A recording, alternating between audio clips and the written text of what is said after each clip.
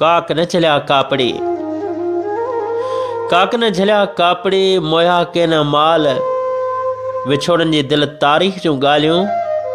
कुनरी जे महबूब शहर खां नौजवान कलमकार मोहम्मद मूसा कपरी जी लिखणी। अथन आस अंदर में निकिरियो निहारीन, ॾिसी अजीब अखड़ियूं खिलियो खिकारीन। उहे कीअं विसारीन जेके रहन सदा रूह में। बशीर भाउ हिकु अहिड़ो ई महबूब माण्हू ऐं हिकु अहिड़ी शख़्सियत जंहिंखे सॼी सिंध महबूब जियां चाहीं थी हुई। उन्हनि महबूब माण्हुनि जा अणमुंताइता विछोड़ा अहिड़ा त अंदर खे झीर ॾींदा आहिनि जो वाक़ई गलनि जा ॻोठ लुड़कनि सां पुसी पवंदा आहिनि ऐं रूह जो सॼो गुलशन वीरान थी वेंदो आहे। दिल मञे ई नथी त अहिड़ा मोरनि जहिड़ा माण्हू असां खां हमेशह लाइ विछड़ी विया। जॾहिं सांझ वेले जो पखियुनि जा वलर ॿोलियूं ॿोलींदे ॿोलींदे पंहिंजे वाहिर ॾे वरंदा आहिनि, अखियूं रोई पवंदियूं आहिनि। तोखे सारे रोई पियासीं, रस्ता निहारे रोई पियासीं। जी हा बशीर भाउ, उहा अहम शख़्सियत आहे शाइर हयात कपरी, जंहिंखे मौत सीने सां लाहे छॾियो। हयात कपरी सिंध जो मशहूरु शाइर हो।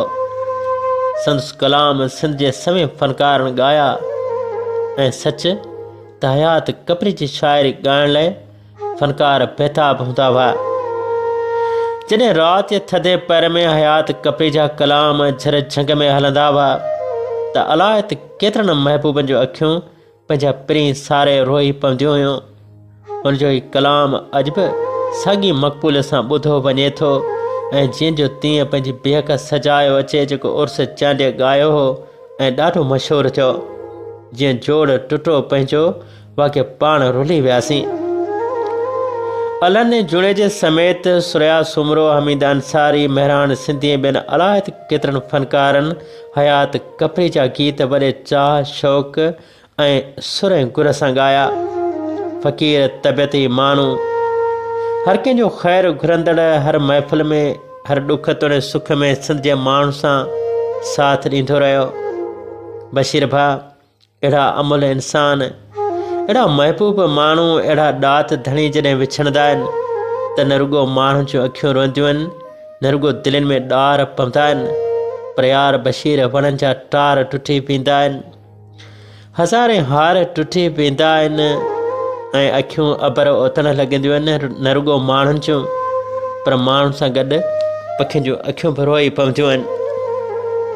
कुझु ॾींहं पहिरीं राति सनाटे में अधु राति पुॼाणा हुनखे शदीद अटैक थियो हो ऐं इन ई बहाने कसाने हू मोकिलाए चुको हो सिंध खां।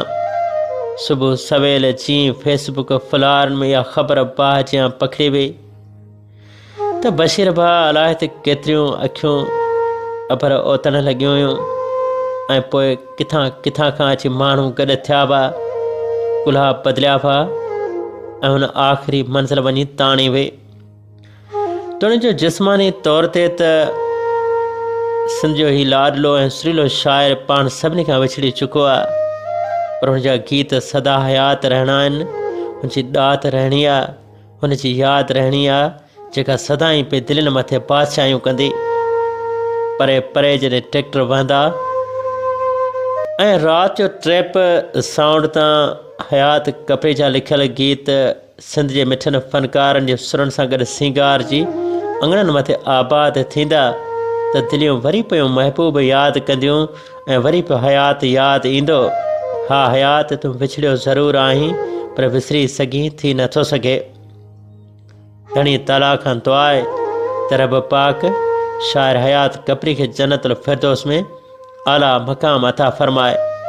अॼु न ओता कुन में दूंहं दुंधन लाट, विया विरागी निकिरी चित चखाए चाट, आऊं मारिस माठ जीजां जोगेड़नि जी।